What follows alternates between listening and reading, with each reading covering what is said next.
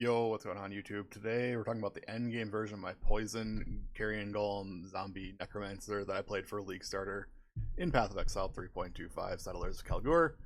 This build has been super strong League starter, cleared all the content pretty quickly, got all 4 Void Stones very easily, and basically I've been trying to min-max the build from here to come up with the end game variant. I had an idea of what the end game looked like, and then basically couple days into the league, I figured out a different way to go with the end game, and that's what I decided to go on. So I wanted to make sure to share that here and talk about changes I made to the end game version of this build and just how it feels now. As you can see in the background, this has accidentally turned into a build that can do T17s pretty easily.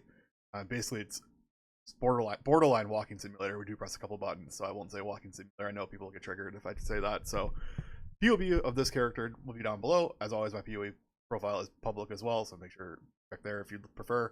I'll have the POV unconfigured most likely, but you can see damage is strong. We're doing T17. I'm basically just walking around with permanent minions. They're not dying. All that kind of good stuff. Boss got a melts here. This is a plus 37% chaos resistance T17 map, and we're still just taking care of the boss. I will die at the end of this due to drowning orb because no matter how good my build is, I'm not a good player. But let's go ahead and talk about the build and what we can do here. Alright, before we jump into the character, do me a huge favor, click the like, subscribe, comment down below, ask any questions about the build as well. I'm happy to hear about it. I know there are some people struggling with this build early, and I'm more than happy to look at profiles and do things like that and answer questions, so make sure to do that. But let's just jump into the character and where I'm at here. We're level 97. I made sure to level up to 97. I wanted that 1 extra skill point and did some rearranging on the tree. So, level 97. I first want to talk about defenses quickly before we jump into the gear even. In hideout, no flasks up. We're at 14,799 armor, 76 fire, 81 cold, 76 lightning, and 66 chaos res, and then a 51% chance to block attack, 52 spell, and that's with room down. So with roomies up, that go to 63 and 58. And we're crit immune, and freeze immune, and shock immune. So very tanky build. And then let's talk about the gear.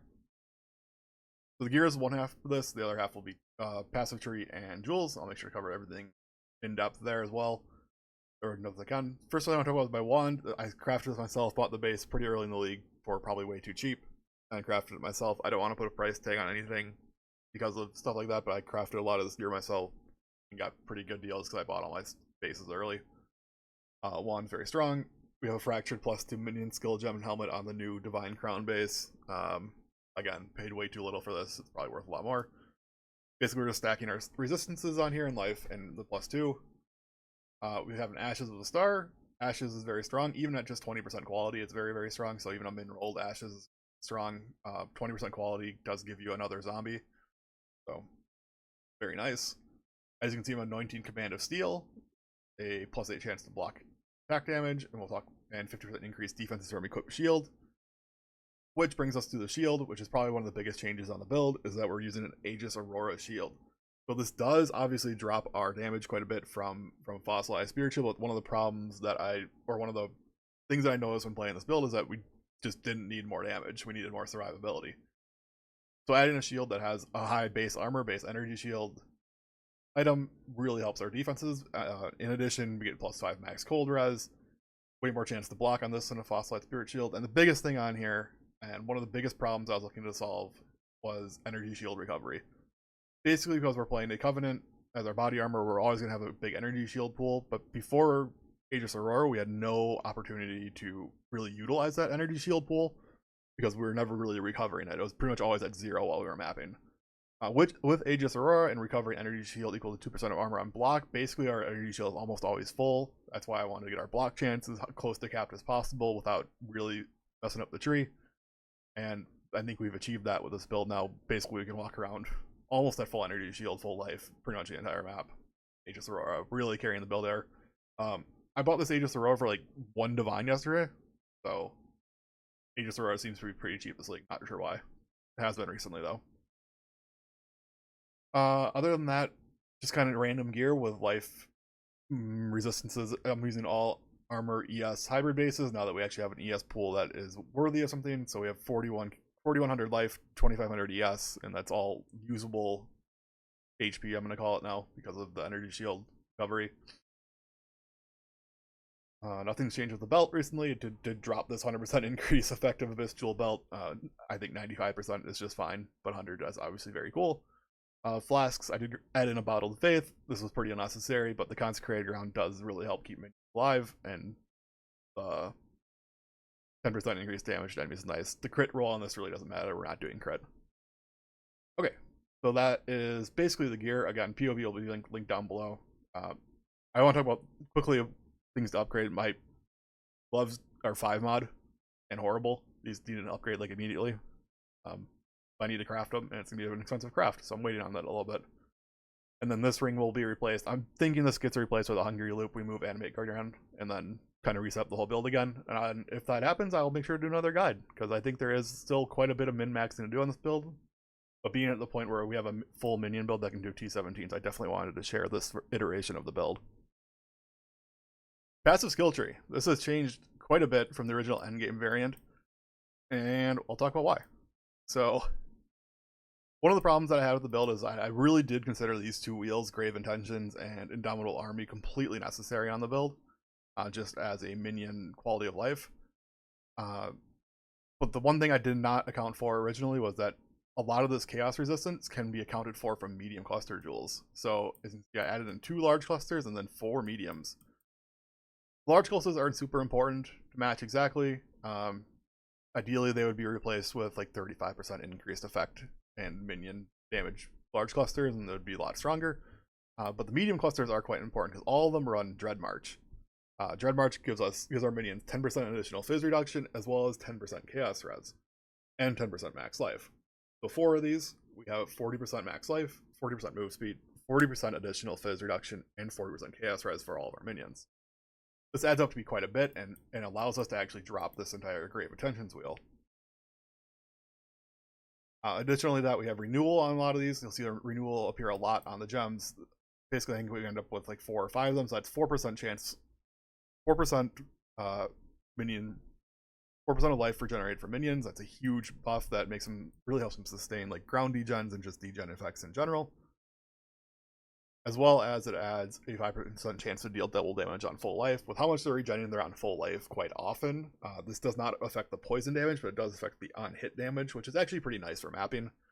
Not that you really need the damage for mapping, but the on-hit effect for mapping is quite nice. In addition to that, we added an impossible escape for minion instability. This was a cool addition to the build. This jewel cost me 2 divines yesterday. What this did is we're impossible escaping to minion instability. We can still anoint Indomitable Army, which gives us our minions immune to the extra damage from bleeding while moving. Plus 15 all res, 15% additional phys reduction. And then Golem Commander. So Golem Commander was our anoint on the build, but this impossible escape allows us to select it on the tree without all the connections required to get there. Which is huge because it opened up our anoint for a block anoint. I think there's a few different options. Possibly late game, you could use like Charisma for this anoint.